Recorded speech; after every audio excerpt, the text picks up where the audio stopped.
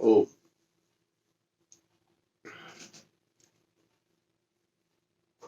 ओ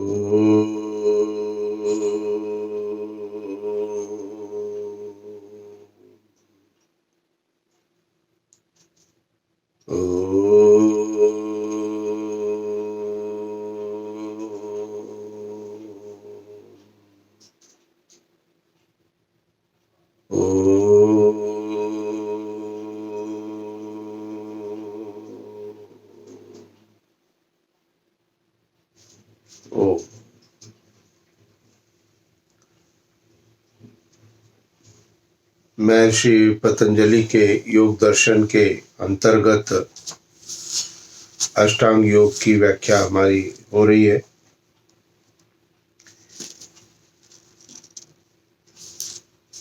दिल्ली के अंदर लॉकडाउन अब 17 तारीख तक बढ़ गया है।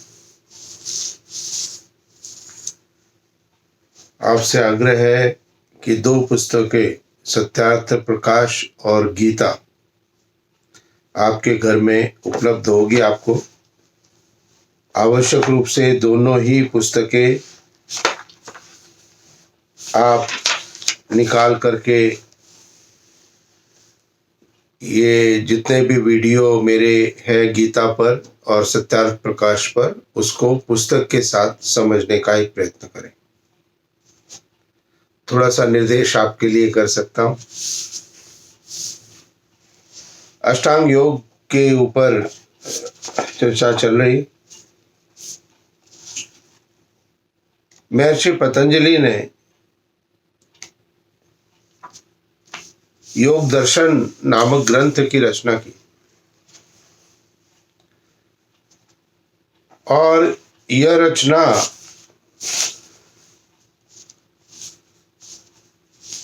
एक 150 BC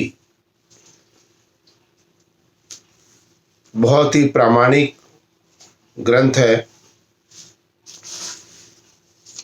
योग के आधार पर किस प्रकार से उस ईश्वर की समाधि अवस्था को प्राप्त कर सकते हैं। पूरे योग दर्शन में बहुत विस्तृत व्याख्याएं सभी चीजों की है और जो योग का एक संक्षिप्त अर्थ महर्षि पतंजलि ने दिया वो है योग चित्त वृत्ति निरोध। सबसे पहला सूत्र योग दर्शन का है प्रथम समाधि पाद के अंतर्गत कि चित्त की वृत्तियों को रोकने को योग कहते हैं। चित्त की वृत्तियों को नियंत्रण करना, निरोध का अर्थ है नियंत्रण करना। हमारी चित्त की वृत्तियां 3 प्रकार से प्रभावित होती है, सत्व, रज और तम गुण। सत्व बहुत उत्तम है, रज मध्यम और तम निकृष्ट।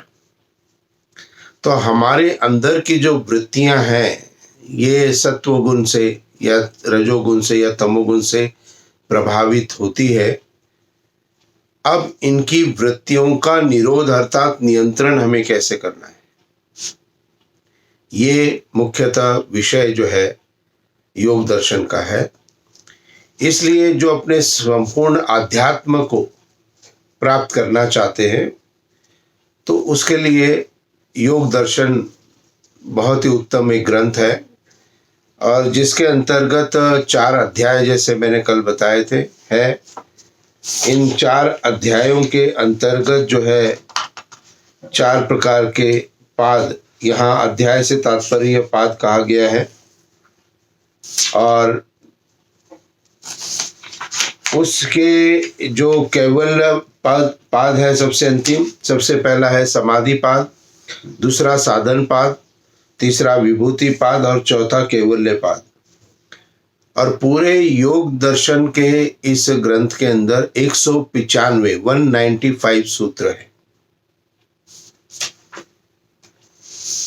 ज्ञान हमें प्राप्त करना है, तरीका हमें देखना है, कैसे हम प्राप्त कर सकते, कैसे हम आध्यात्म को बढ़ सकते, कैसे परमात्मा की उपासना के माध्यम से ईश्वर का जो है ध्यान हम कर सकते हैं, ईश्वर की समीपता को हम प्राप्त कर सकते हैं, कैसे अपने जीवन में सुख शांति को हम ला सकते हैं।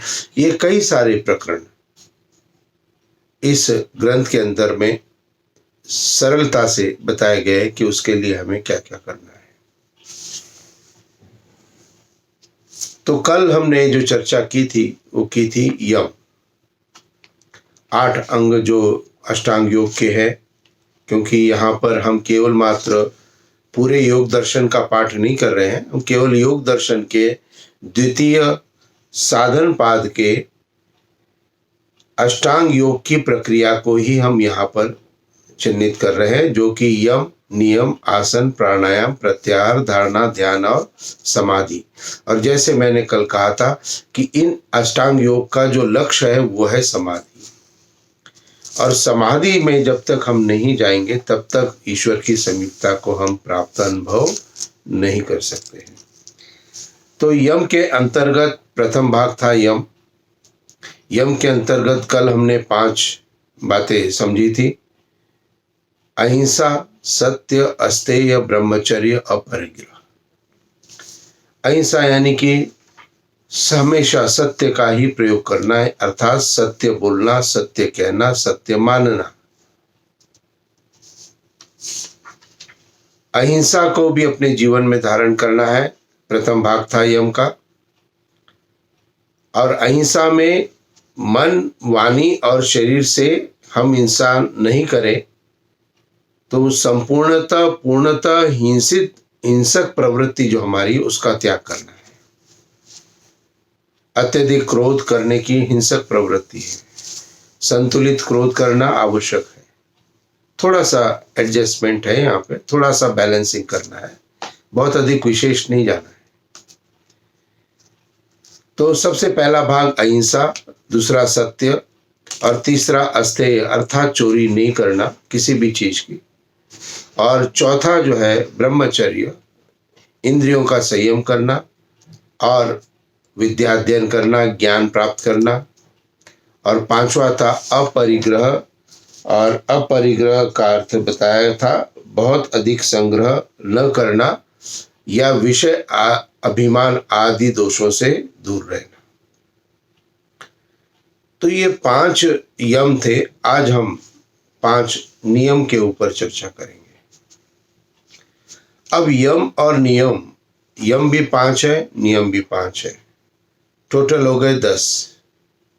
एक व्यक्ति ने मुझे प्रश्न किया कि आचार्य जी, इसको यदि करना है तो अपने जीवन में क्या पद्धति है, इसको क्या हम धारण करें।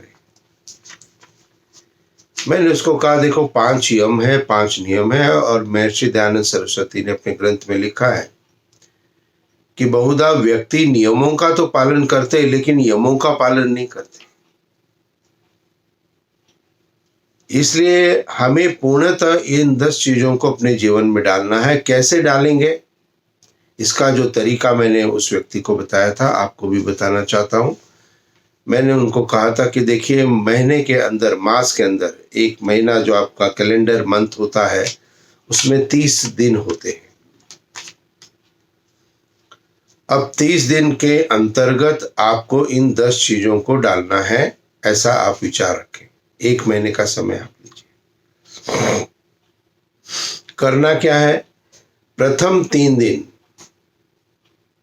प्रथम भाग जो 10 का है, यम का जो प्रथम भाग है अहिंसा, तो प्रथम 3 दिन अहिंसा को लिए अभ्यास करना है, practical, in process, in life. 3 दिन हम किसी भी प्रकार की हिंसा नहीं करेंगे। 3 दिन का अभ्यास कर लिया।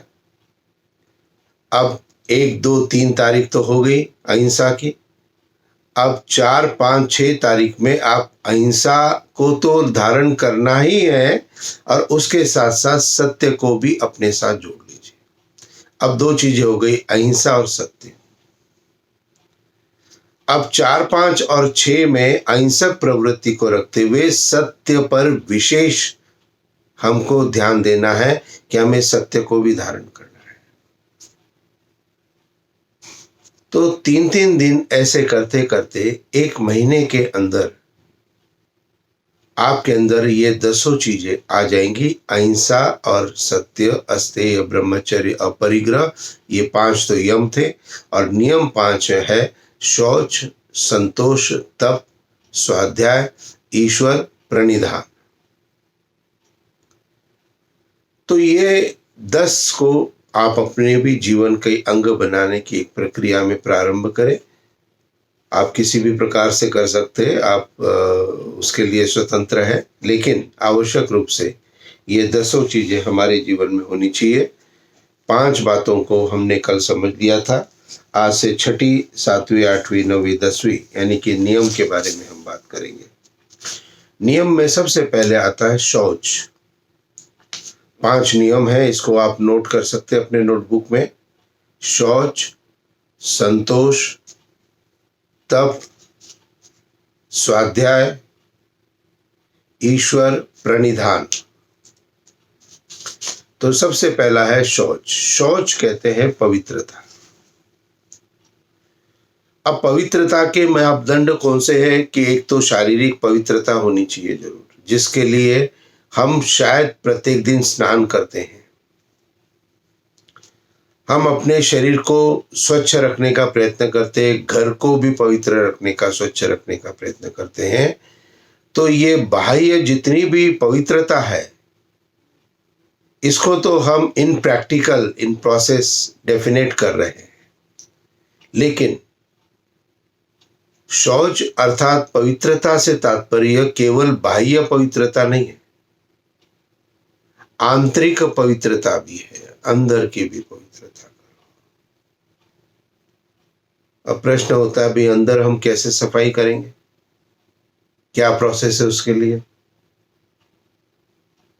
तो अंदर की यदि सफाई आप करना चाहते हो, अंदर को भी स्वच्छ करना चाहते हो, अंदर भी आप पवित्रता को लाना चाहते हो, तो ध्यान और मन लगा करके नित्य प्रति ईश्वर की साधना करना प्रारंभ करो, उपासना करना प्रारंभ करो, ध्यान करना प्रारंभ करो, मन लगा करके पूर्णतः निष्ठा के साथ, और समय अवधि को धीरे धीरे बढ़ाते जाएं, और जो समय अवधि आपकी पहले थी उससे और अधिक थोड़ा 5-5 मिनट का अंतराल देते जाओ एक हफ्ते में, और धीरे धीरे उस उपासना की विधि से हम अपनी आंतरिक पवित्रता को भी प्राप्त कर सकते हैं।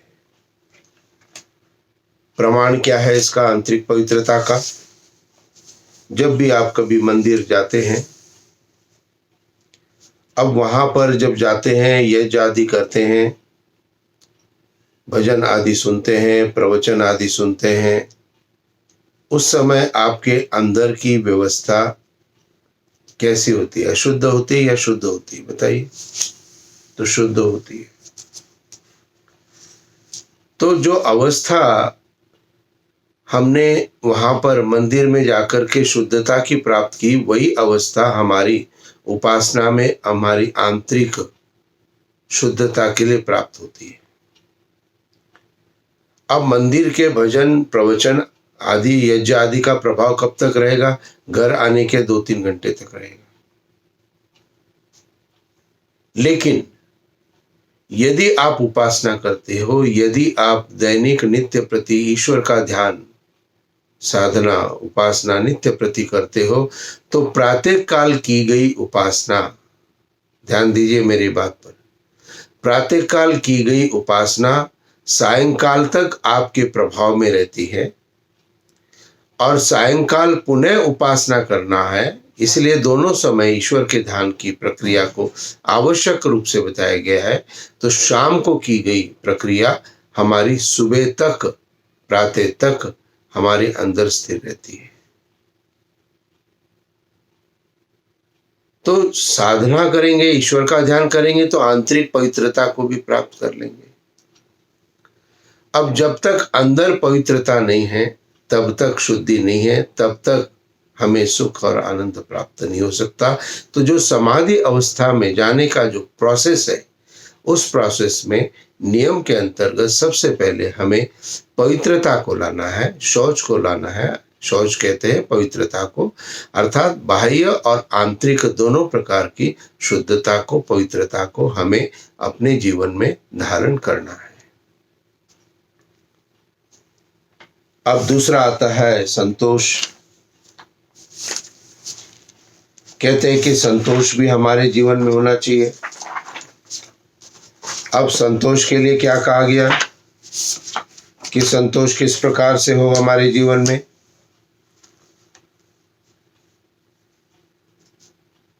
थोड़ा चिंतन करें, आपके अंदर संतोष है या नहीं।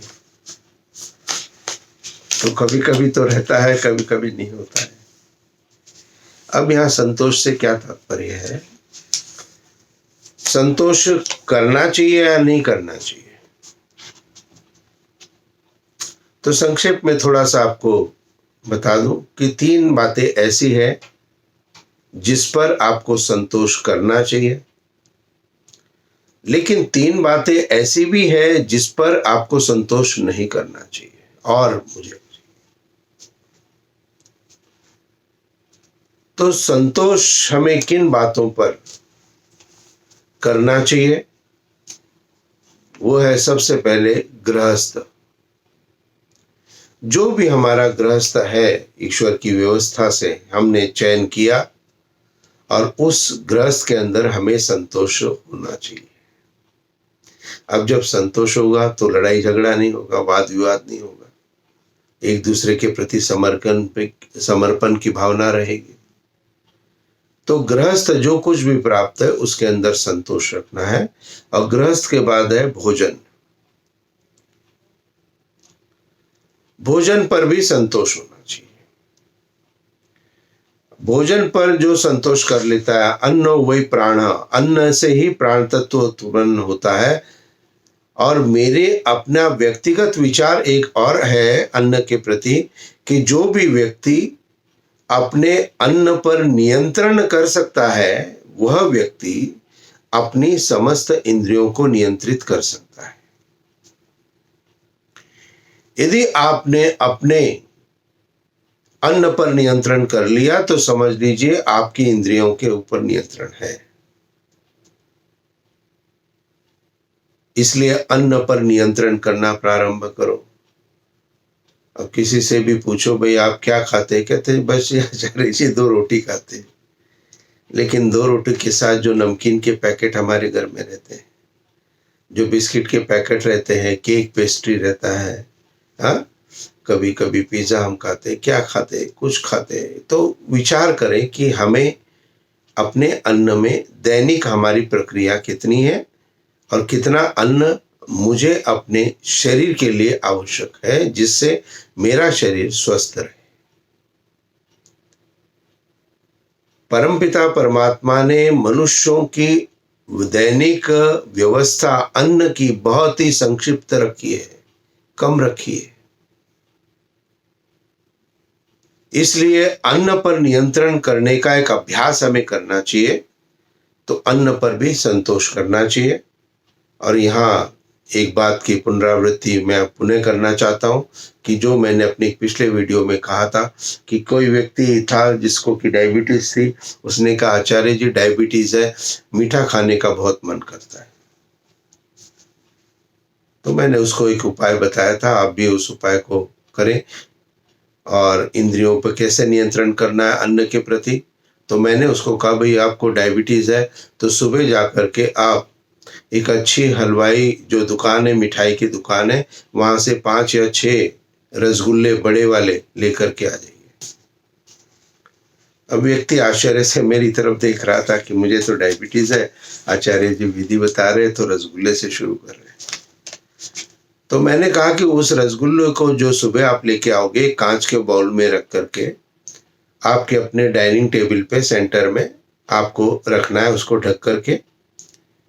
और पूरे दिन आपने उन रसगुल्लों को देखना है, खाना नहीं। अभ्यास करो। आपका मन करेगा खाने का, लेकिन चलते चलते रुक जाओ। आपका मन करेगा टेबल तक पहुंच जाओगे, लेकिन वहां से वापस हो जाओ। आपका मन करेगा कि ढक्कन खोल लेंगे, वहां से वापस हो जाओ। आपका मन करेगा चम्मच से रसगुल्ले को चम्मच में रख लूं, वहां से भी वापस हो जाओ। तो अपनी इंद्रियों पर नियंत्रण के लिए कितने सारे प्रकरण मेरे पास थे, कितना मैं नियंत्रण कर सकता था, लेकिन मैंने अपने उसको नियंत्रण को खो दिया। इसलिए अन्न पर नियंत्रण करना है। और मैंने उन व्यक्ति को ये कहा था कि अब जो रसगुल्ले आपके बचे हैं, शाम को जब आपके घर में बच्चे आएंगे, नौकरी ब्याह से बहुएं आ जाएंगी वापस, सबको अपने अपने हाथ से एक एक दे दो। स्वयं ग्रहण नहीं किया, अपितु नियंत्रण रखते हुए उसको दूसरे को देने का प्रयत्न किया। यह है नियंत्रण, यह है संतोष। तो गृहस्थ पे भी संतोष रखिए, भोजन पे भी संतोष, अन्न पे भी संतोष रखिए, और धन पे भी संतोष रखिए। धन की जो प्राप्ति है, हमारी आवश्यकता है, वो बहुत न्यूनतम होनी चाहिए, कम से कम होनी चाहिए, लेकिन और अधिक और अधिक और अधिक। एक किसी ने मुझे एक चर्चा में एक बात बताई थी। कहते आचार्य जी, आपको पता है कि कोई भी मनुष्य अपने जीवन में जितनी कमाई करता है, जितना अर्न करता है, जितनी वो सेविंग करता है, तो अपने जीवन के टोटल अर्निंग का केवल वो 30 से 40% ही यूज करता है, बाकी 60% वो पीछे छोड़ जाता है। इसलिए यहां पर धन पे संतोष क्यों करना है? क्योंकि धन पर संतोष रहेगा तो हमारी वृत्तियां खराब नहीं होंगी, हमारे अंदर लोभ नहीं होगा, लालच नहीं होगा, अनैतिक तरीकों से और अधिक धन प्राप्ति का हम प्रयास नहीं करेंगे।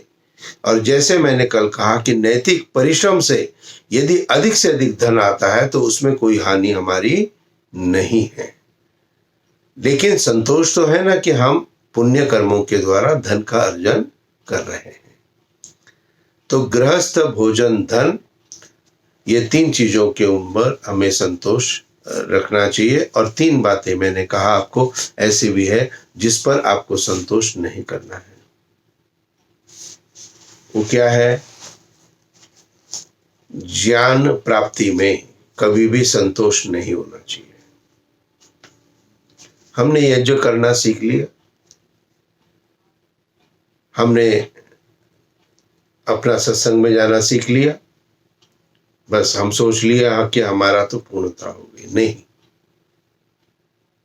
ये सारा जो ज्ञान है, ये सारा जो ज्ञान है, ये कब प्राप्त करोगे? यज्ञ तो एक माध्यम है वायु शुद्धि का। और यज्ञ के जो 3 अर्थ बताए, देव पूजा, दान और संगतिकरण, उसको ही केवल मात्र हम प्राप्त करते हैं यज्ञ के माध्यम से। देवताओं का पूजन करते हैं, जड़ और चेतन देवता। कभी संदर्भ में इसको विस्तृत व्याख्या करूंगा।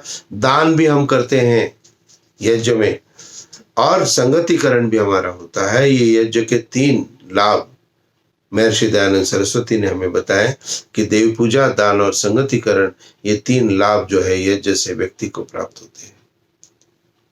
लेकिन मुझे जीवन में उन्नति जो करनी है, आगे जो बढ़ना है, उसमें मुझे ये ज्ञान प्राप्त करना आवश्यक है। यदि मैं विद्वान बनना चाहता हूं तो मुझे ये सब स्वाध्याय करने पड़ेगा। यदि मैं अपनी श्रेणी को आगे बढ़ाना चाहता हूं, ध्यान में जाना चाहता हूं, तो अध्यात्म को आगे बढ़ाना चाहता हूं। आजकल माध्यम ऐसे हो गए, सरलता से आप अपने ज्ञान को बढ़ा सकते हो। और जो भी मेरे विचार में भी ये बात आ गई लॉकडाउन में कि क्यों ना मैं अपने वीडियो आप लोगों के लिए भेजता रहूं, तो मैंने विचार करके 14 वीडियो मेरे जो है यूट्यूब के ऊपर सत्यार्थ प्रकाश पर मैंने भेज दिए आपके लिए, और 16 वीडियो मैंने गीता के ऊपर आपके लिए कर दिए हैं। 4 वीडियो मैंने पारिवारिक सत्संग के कर दिए हैं, जो कि आप परिवार में बच्चों के साथ बैठ के देख सकते हो। और चौथा मैंने 7 वीडियो अलग भिन्न भिन्न विषयों पर भी दिए हैं। तो टोटल 41 और योग का कल का एक 42 वीडियो मेरे उपलब्ध है। तो ये भी एक माध्यम है हमारा ज्ञान प्राप्ति में, तो इसको भी हम इसके द्वारा भी ज्ञान प्राप्त करें। और जो प्रोसेस मैंने बताया कि पहले सुने, ध्यान से विचार करें, और सुनने से भी प्राप्त हो जाता है, लेकिन पुस्तक को लेकर के उससे प्राप्त करना सरलता है। एक नोटबुक पेन अपने साथ रखिए और जो जो चीज़ें आपको अच्छी लगती है उसको जरूर आप नोट करें। 5 यम क्या है ये नोट करिए, आपको ध्यान रहेगा। उस 5 यम की परिभाषाएं क्या क्या है वो भी नोट करिए।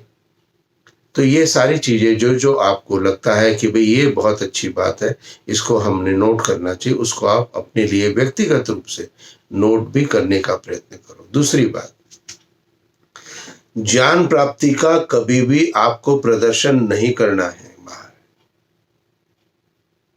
आप जो भी कुछ कर रहे हो वो किसके लिए कर रहे हो? आप अपने लिए कर रहे हो, बस अपने तक सीमित रखिए उसको। तो जो भी कुछ स्वाध्याय आप कर रहे हो, जो भी कुछ ज्ञान प्राप्त हो रहा है, उसको आप अपने तक रखें। और जो कोई भी आपको लगता है कि भाई इसको हम बता सकते हैं या इसको हम बोल सकते हैं, वहीं पर वहां उसको बताना या बोलना, समझाना उचित होता है। और बहुत अधिक ज्ञान के प्रसार की इच्छा आपकी है तो ये सभी ज्ञान, ये सभी का प्रसार अपने परिवार के अंदर सबसे पहले करो। आपके बच्चों के अंदर ये बातें पता होनी चाहिए, पति पत्नी को भी ये बातें पता होनी चाहिए। अब पति ने तो देख लिया वीडियो, पत्नी ने नहीं देखा, अब एक ही पहिए की गाड़ी हो गई। या पत्नी ने देख लिया, पति ने नहीं देखा, तो भी तो आधा रह गया ना। तो पूर्णता को प्राप्त करने का प्रयत्न करें। तो ज्ञान प्राप्ति में कभी भी संतोष नहीं करना है। आज का जो ये समय प्राप्त हुआ है, विशेषतः इसलिए मैंने इस वीडियो के प्रारंभ में आपको कहा है कि दोनों पुस्तकें आप निकाल के रखिए, एक सत्यार्थ प्रकाश और दूसरा गीता। और भगवत गीता और सत्यार्थ प्रकाश का उस पुस्तक के माध्यम से, वीडियो की सहायता से आप अपना स्वाध्याय पर्सनल आवश्यक रूप से करें और जो बातें अच्छी लगे उसको नोट भी जरूर करें।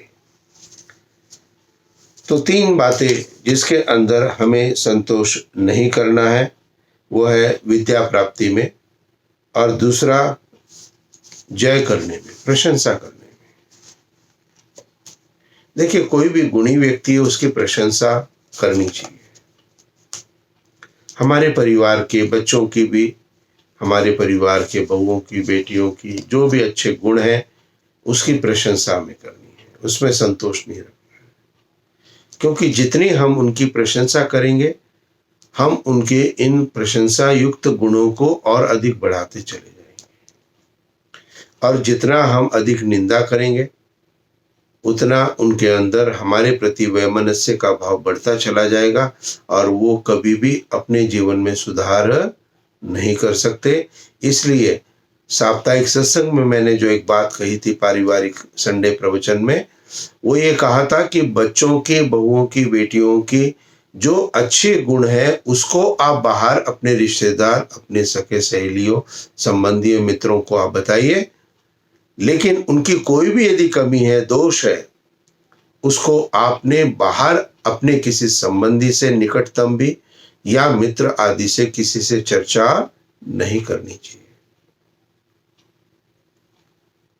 इस बात को जरूर ध्यान रखें। और हम करते उल्टा है।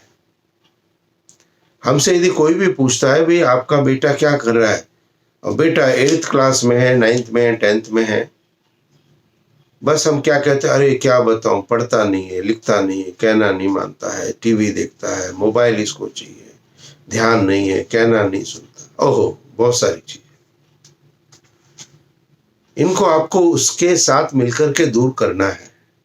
और ये तभी दूर होगा जब आप उसकी प्रशंसा करोगे, जब आप उस बच्चे के पीठ के ऊपर अपना हाथ रखोगे, तो उसके अंदर दिव्य गुणों का प्रादुर्भाव प्राप्त होगा।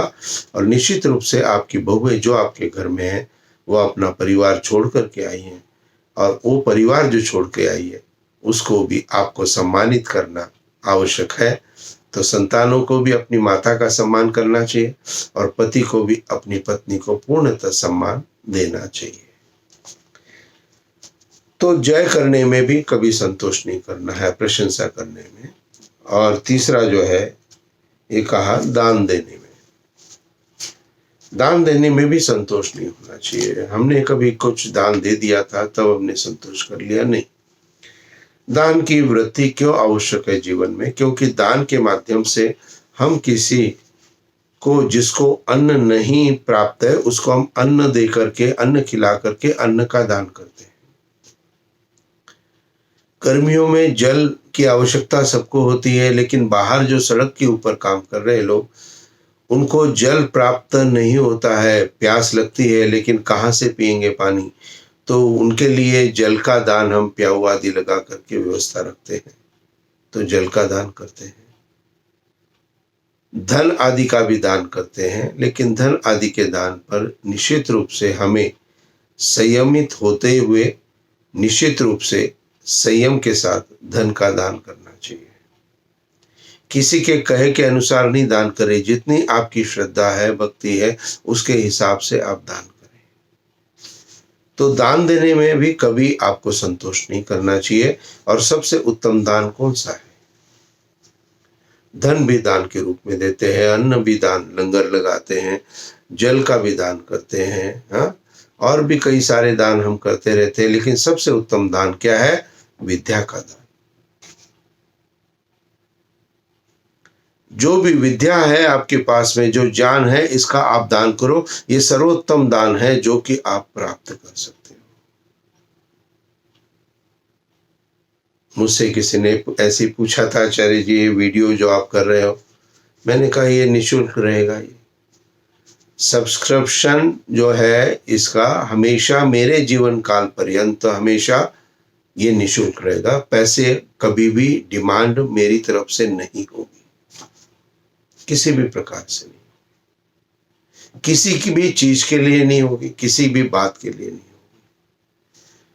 तो जो भी हमें दान करना है, जो जो हमारे पास है, मेरे पास तो विद्या है, तो मैं उस विद्या का दान कर रहा हूं। आपके पास जो जो सामर्थ्य आपके पास है उसको भी दान जरूर करें। और ये जो है तीसरा जो है वो कहा कि संतोष, शौच, पवित्रता, संतोष दूसरा नियम के अंतर्गत, जिसके अंतर्गत हमने समझा संतोषी हमें बनना है। हर चीज के अंदर हमें जो भी कुछ प्राप्त है, जितना भी प्राप्त है, बस संतोष करना है, बस ठीक है, चलो। और तीसरी बात आती है इसके अंदर, शौच, संतोष, तप। अब आपने कहा कि इसको जीवन में धारण करना है, हमने तप को धारण करना है। और तप क्या है? एक टांग पर खड़े रहना 1 सप्ताह तक, 5 दिन तक, ये तप नहीं है। शारीरिक कष्ट देना तप नहीं है। तप क्या कहता है? तप का अर्थ क्या है? द्वंद्व को सहन करना, भिन्न भिन्न परिस्थितियों के अंदर अपने आप को संयमित रखना, यह आपका तप है। परिस्थितियां उत्पन्न होगी सामाजिक व्यवस्था में भी, राष्ट्रीय व्यवस्था में भी और पारिवारिक व्यवस्था में भी, उसके अंदर अपने संतुलन को बना के रखना है, यह तप कहा गया है। तो निश्चित रूप से जो तप है वो भी हमें अपने जीवन के अंदर धारण करना है। तो शौच, संतोष, तप, और फिर है स्वाध्याय। तपस्वी भी आप बने। तपस्वी व्यक्ति क्या कहता है, क्या करता है? भाई ये व्यक्ति तो तपस्वी है, कहते हैं ना, जो तप से परिपूर्ण है वही व्यक्ति तपस्वी होगा। और तपस्वी व्यक्ति के लिए भाव क्या होते हैं? भाई इसको कुछ नहीं चाहिए, बस ये संतोष है इसके अंदर, ये हर चीज को सहन कर सकता है, द्वंद्वों को सहन कर सकता है। तो शौच, संतोष, तप, स्वाध्याय, चौथा भाग है स्वाध्याय। हम स्वाध्याय को भी आवश्यक रूप से अपने जीवन का एक अंग बनाएं। एक व्यक्ति ने, जब मैं उससे मिलने गया तो घर पर पहुंचा था मैं, तो उन्होंने मुझे 5-6 पुस्तकें और ला करके दिखाई, मुझे नई पुस्तकें थी। कहा कि आचार्य जी मैं कहीं गया हुआ था और वहां से मैंने ये नई पुस्तकें खरीद के लेके आया। जब उसने पूरी पुस्तकें मुझे दिखाई तो मैंने कहा अच्छी बात है, स्वाध्याय करना चाहिए और आपने इसके लिए प्रयत्न किया, बहुत अच्छी बात है। लेकिन एक प्रश्न मैं आपसे करना चाहता हूं, क्या आपने सत्यार्थ प्रकाश का स्वाध्याय पूरा कभी किया है क्या? छोटा सा प्रश्न मैंने किया। कहते आचार्य जी सत्यार्थ प्रकाश तो पढ़ी नहीं। दूसरा प्रश्न मैंने उससे कहा, क्या भगवत गीता को आपने 18 अध्याय को, सरलतम अर्थों को कभी आपने पूरा पढ़ा है क्या, समझा है क्या? कहता आचार्य जी वो तो नहीं पढ़ा। मैंने कहा महर्षि पतंजलि का योग दर्शन बड़ा महत्वपूर्ण ग्रंथ है, सरलतम भाष्य इसका उपलब्ध है, क्या उस ग्रंथ को आपने पढ़ा क्या? कहता आचार्य जी नहीं पढ़ा। मैंने कहा जो ये आप सप्लीमेंट्री बुक ला रहे हो ना, इसकी बहुत अधिक आपको आवश्यकता है या नहीं है, ये बात का विषय है आपका। सबसे पहले आपको जो स्वाध्याय करना है वो करना है सत्यार्थ प्रकाश का, गीता का और योग दर्शन का। और यही क्रम मैंने अपने इस वीडियो के इसके अंदर रखा है कि प्रथम भाग मैंने सत्यार्थ प्रकाश का लिया, फिर गीता का लिया, अब योग दर्शन का लिया है, अष्टांग योग का लिया है। तो निश्चित रूप से स्वाध्याय नित्य प्रति करना है। अब स्वाध्याय कैसे करना है, स्वाध्याय की प्रक्रिया क्या है? स्वाध्याय की प्रक्रिया यह है कि कभी भी आप सत्यार्थ प्रकाश का स्वाध्याय करना चाहें तो उसके लिए मैं आपको प्रोसेस बता देता हूं, और मैं आशा करता हूं कि आज से आप सत्यार्थ प्रकाश का स्वाध्याय जरूर प्रारंभ करेंगे। और जैसे ही वीडियो समाप्त होगी, सबसे पहला काम आपका होगा उठ करके जा करके सत्यार्थ प्रकाश जो आपके घर में उसको निकाल करके अपने टेबल के ऊपर सामने रखेंगे। पहला काम।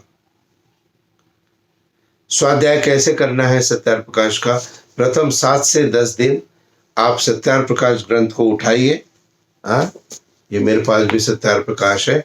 सत्यार्थ प्रकाश ग्रंथ को उठाइए, कोई भी प्रश्न खोल लीजिए, एनीवन, और जो हिंदी में लिखा हुआ है 1 पेज या 2 पेज आप उसको पढ़ लीजिए।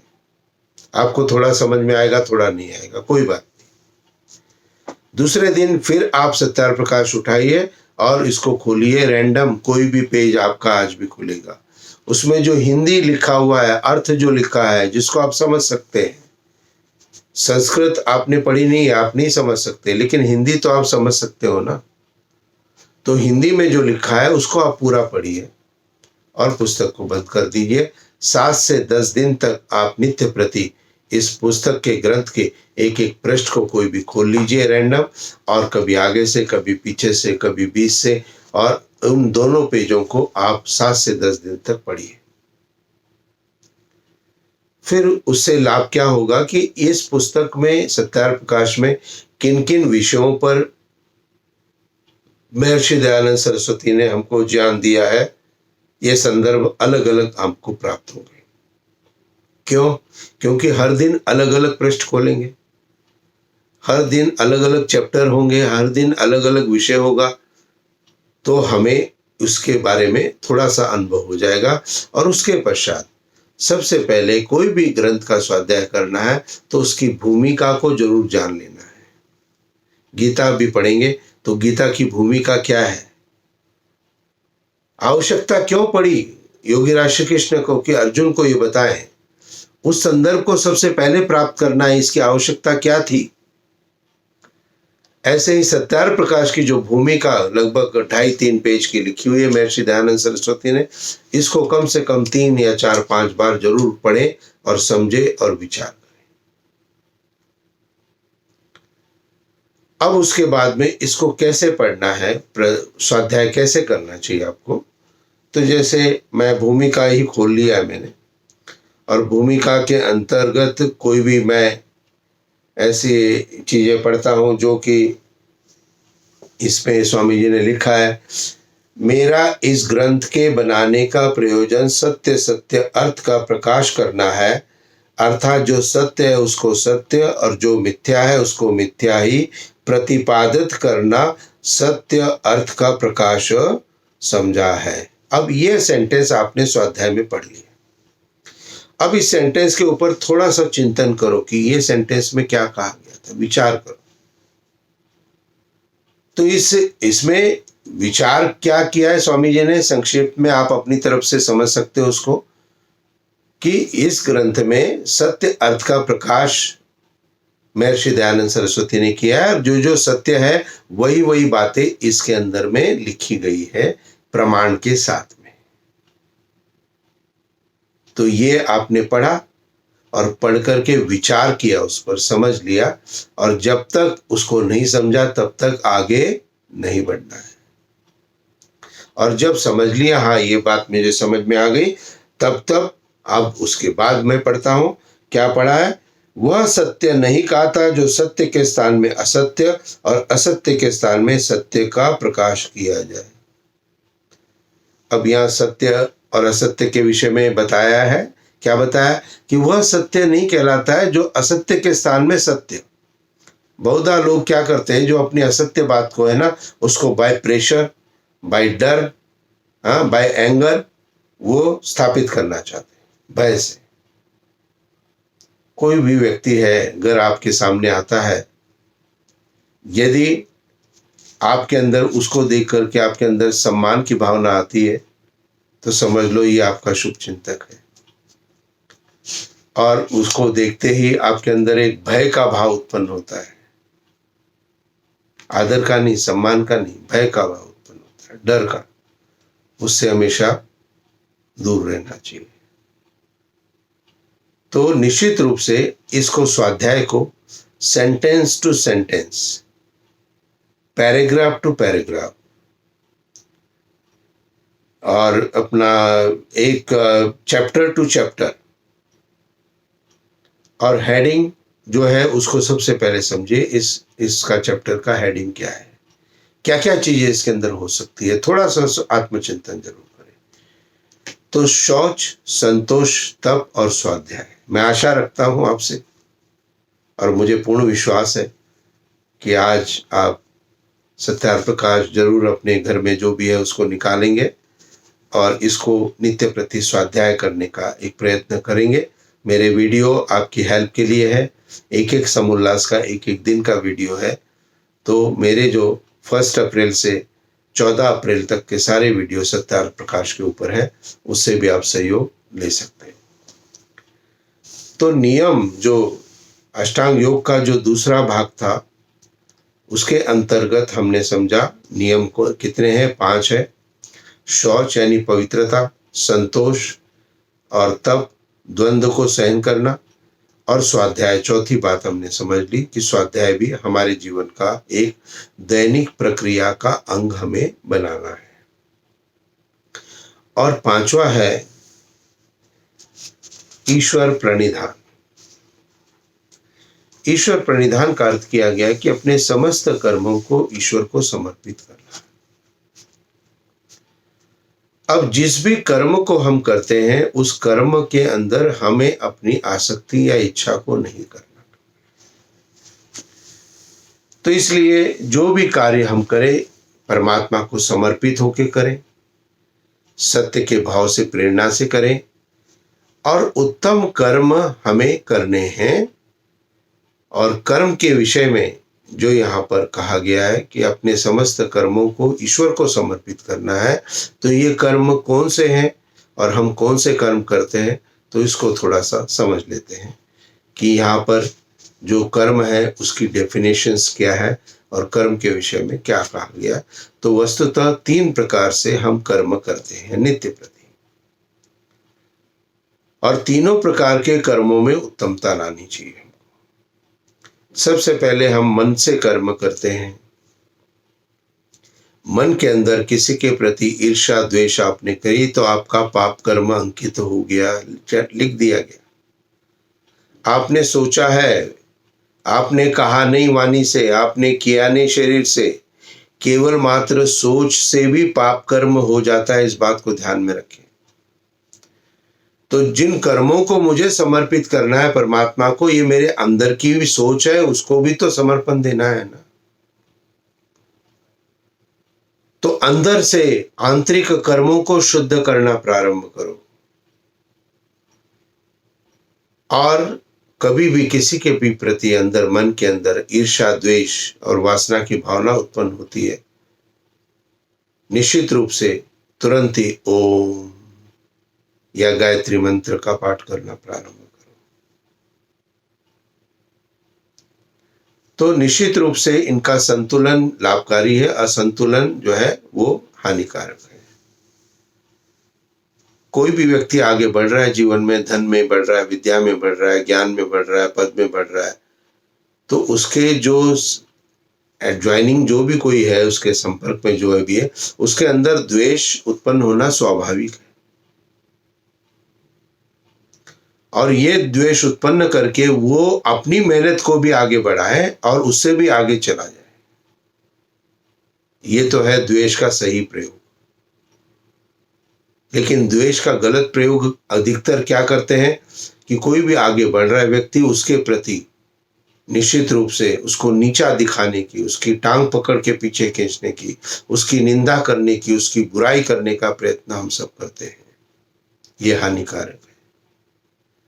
तो कर्मों को शुद्ध करना है तो आपके आंतरिक कर्म भी शुद्ध होने चाहिए भाई। बाहर के तो आप बहुत सारे कर रहे हो, दिखावा तो बहुत हो रहा है, लेकिन अंदर से क्या है? तो आंतरिक कर्मों को शुद्ध करना प्रारंभ करो। सबसे पहला कर्म व्यक्ति अंदर से करता है, तो इसलिए हर एक के प्रति अच्छी भावना हमारे अंदर हो। अच्छे कार्यों को सही हम कहेंगे और बुरे कर्म को हम गलत कहेंगे। एक ही व्यक्ति में दोनों प्रकार के कर्मों का सहायता होती है उसके अंदर।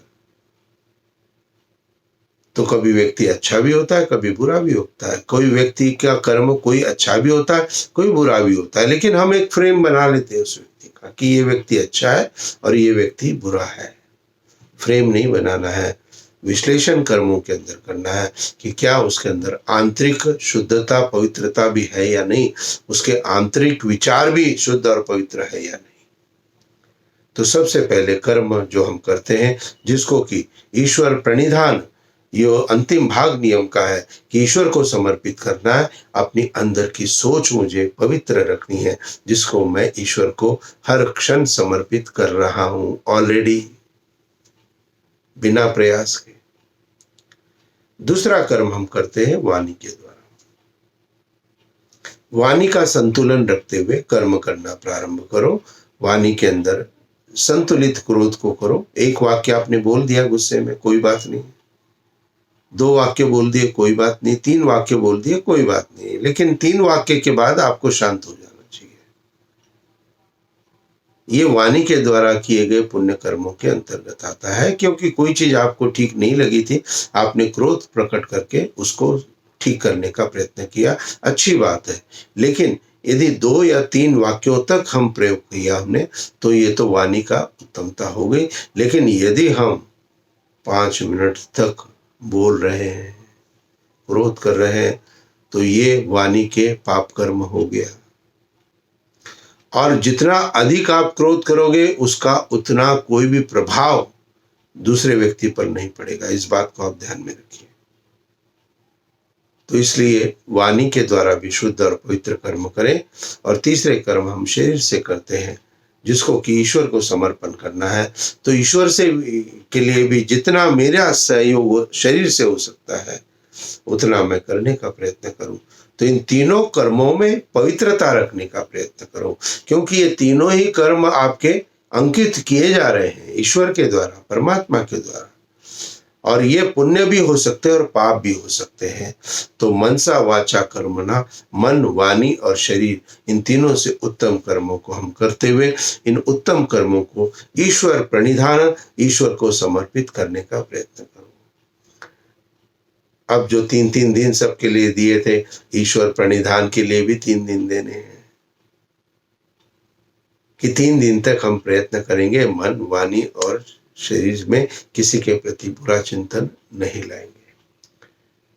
तो यहाँ पर 5 नियमों की व्याख्या पूर्ण हो जाती है। तो अष्टांग योग जिसमें हम समाधि अवस्था को प्राप्त करेंगे अंत में, उसका प्रारंभ है यम से, और फिर नियम को दूसरा भाग, और कल तीसरा भाग हम लेंगे। पूरा चैप्टर तीसरे भाग पर होगा आसन।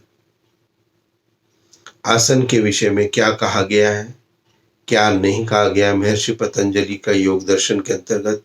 और ये पूर्णतः जो व्याख्या है ये महर्षि पतंजलि की व्याख्या है।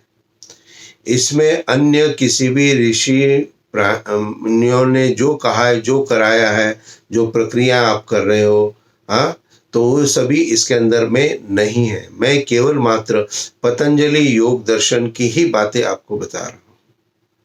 तो पतंजलि योग दर्शन के अंतर्गत अष्टांग योग जो द्वितीय साधन पाद के अंदर में है, और सूत्र संख्या 29 से जो प्रारंभ होता था, तो वहां पर हम अष्टांग योग की प्रक्रिया को, इसको हम पूर्ण करने का प्रयत्न कर रहे हैं। तो प्रथम 2 वीडियो, तो जिन्होंने आज का वीडियो मुझे मेरा देख रहा है, कल का भी देख लें आप मेरा वीडियो, जिससे आपकी जो है टोटल आपका जो है संतुलन बना रहे। और उसके बाद में आपको मेरी कल की भी वीडियो यदि प्राप्त करनी है तो आप मेरी वीडियो को सब्सक्राइब जरूर करें, बेल आइकन को प्रेस जरूर करें। आपके लिए मैं ईश्वर से प्रार्थना करता हूँ आप पूर्णतः स्वस्थ रहें, उत्तम बने रहें।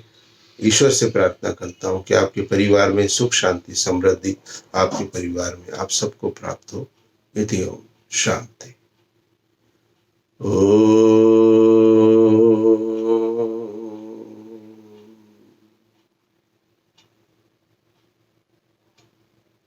शांति शांति शांति।